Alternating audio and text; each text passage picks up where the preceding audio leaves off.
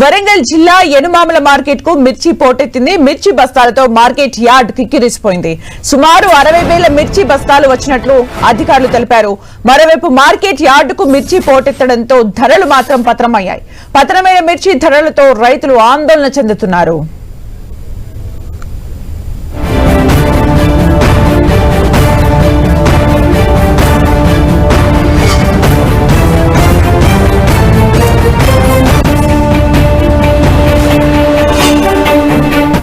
వరంగల్ జిల్లా యనుమాముల మార్కెట్ కు మిర్చి పోటెత్తింది. దీంతో ధర మొత్తం తగ్గిపోయింది. దీనికి సంబంధించి మరిన్ని అప్డేట్స్ మా ప్రతినిధి కేకే అందిస్తారు. కేకే,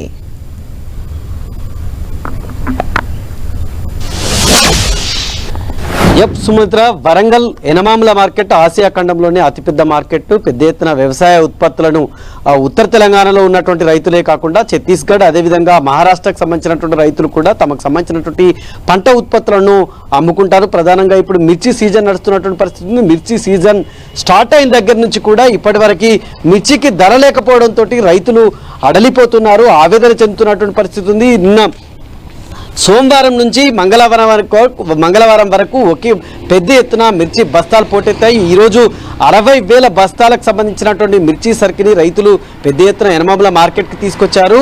మార్కెట్లో ఉన్నటువంటి ధరలు చూస్తే ఎక్కడ కూడా ధరలు చూసినప్పటికీ కూడా ఏ రకానికి కూడా 10-15 రకాలు మిర్చి రకాలు ఉన్నాయి. ఏ రకానికి కూడా ఇప్పటివరకు సరి అయిన ధర లేకపోవడంతో రైతులు ఆవేదన వ్యక్తం చేస్తున్నటువంటి పరిస్థితి మనకు కనిపిస్తుంది. గత సంవత్సరంతో పోలిస్తే ఈ సంవత్సరం సగం ధర కూడా పలకనటువంటి పరిస్థితి ఉంది. గతం లోపల బంగారం ధరతో పోటీ పడ్డటువంటి మిర్చి ఈరోజు పూర్తిగా కుదేలైనటువంటి సిచ్యువేషన్ ఉంది. దేశీ మిర్చికి కేవలం 28,000, అంటే ఇట్లాంటి హై రేట్ అనేటువంటిది కేవలం 1-2 లాట్లకి మాత్రమే పెడుతున్నారు. ప్రధానంగా చపాటా మిర్చి లాంటి డిమాండ్ ఉన్నటువంటి మిర్చికి కూడా ధర పూర్తిగా పడిపోవడంతో రైతులు అయితే ఆవేదన వ్యక్తం చేస్తున్నటువంటి పరిస్థితి ఉంది. మా యనమాముల మార్కెట్లో ఏ రైతును కదిలించినా కూడా కన్నీళ్ళే వస్తున్నటువంటి వాతావరణం ఉంది.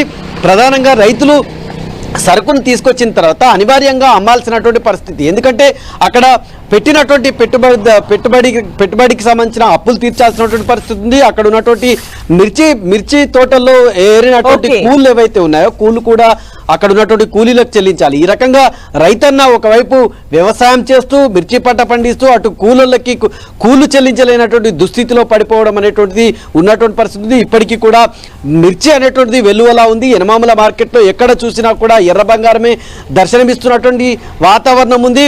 ఎక్కడే మొత్తం యనమాముల మార్కెట్ అంతా కూడా ఎర్రబారిపోయిందని చెప్పవచ్చు. అయినప్పటికీ కూడా ఇంత పెద్ద ఎత్తున పంట ఉత్పత్తులు వస్తున్నప్పటికీ కూడా ఒక్క రైతుకి కూడా కనీసం గిట్టుబాటు ధర లభించలేనటువంటి సిచ్యువేషన్ నుంచి మిర్చి సీజన్ స్టార్ట్ అయ్యి 2 నెలలు గడుస్తున్నప్పటికీ 2 నెలల నుంచి కూడా ఇదే సిచ్యువేషన్ ఉన్నటువంటి పరిస్థితి. ఇక వ్యాపారులను కదిలిస్తే వ్యాపారులు మరో రకమైనటువంటి వాదన వినిపిస్తున్నారు. అంతర్జాతీయ మార్కెట్ లోపల మన మిర్చికి సరి అయినటువంటి డిమాండ్ లేదు, ఎగుమతులు లేకపోవడం వల్ల, ఎక్స్పోర్ట్ లేకపోవడం వల్ల ఈ రకమైనటువంటి వాతావరణం ఉందని చెప్పి అక్కడ వ్యాపారులు చేతులు ఎత్తేస్తున్నటువంటి సిచ్యువేషన్ మనకు కనిపిస్తుంది. రైతులు చూస్తే కనీస ధర కూడా రాకపోవడం తమను వేధిస్తోందని చెప్పి ఆందోళన వ్యక్తం చేస్తున్నారు. అక్కడ ఉన్నటువంటి రైతులను వ్యాపారులను కోఆర్డినేట్ చేయాల్సినటువంటి మార్కెట్కి సంబంధించినటువంటి అధికారులు మాత్రం ఏమి చేయలేనటువంటి నిస్సహాయ స్థితిలో ఉన్నటువంటి వాతావరణం అయితే మనకు కనిపిస్తుంది. యనమాముల మార్కెట్లో రైతన్న గతంలో ఎన్నడూ లేనటువంటి సిచ్యువేషన్ అయితే ఇప్పుడు ఫేస్ చేస్తున్నాడు. Right, thank you KK for the updates.